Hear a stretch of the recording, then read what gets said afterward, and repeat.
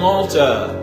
I'm composer and lyricist Stephen Schwartz, and I'm very pleased to announce that I will be joining you this September to perform a selection of my works with an extraordinary cast of Broadway and Maltese stars. Kull min għandu għal-album musicals ser ikollu xorti li jgawdi minn spettakoli li żgur se jinżillu għasel.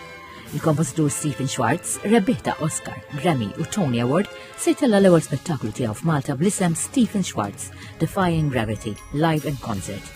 Schwartz se jkun akkumpanjat mill-Orkestra Filarmonika ta' Malta u minn ta' personalitajiet Maltin u internazzjonali, fosthom Matthew James Thomas, attur li jagħmel derit films internazzjonali u li saħansitra rebaħ Emmy Award għar-rwol tiegħu f'The Lost Prince.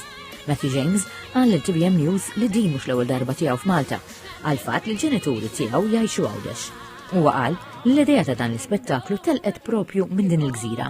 My dad phones me, he says, I've just bought a house in Malta. I said, Malta? Okay. I'd been to Malta before, but not Gozo.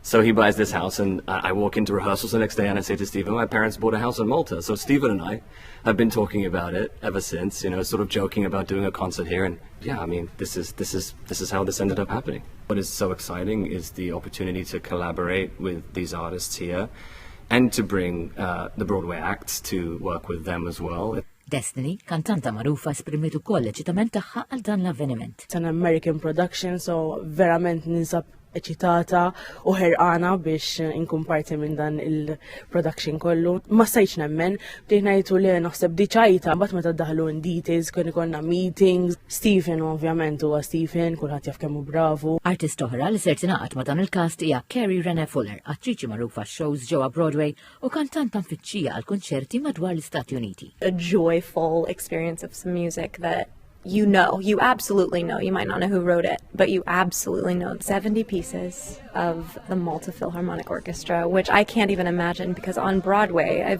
we've sung with many Broadway orchestras, but never 70 pieces. So to be able to be here and to collaborate with Maltese artists is absolutely unparalleled. I'm so excited. And it's an honor. Stephen Schwartz, Defying Gravity, live in concert, iwiegħed ċelebrazzjoni sinfonika unika bl-aktar kanzunetti teatrali popolari f'Settembru li ġej.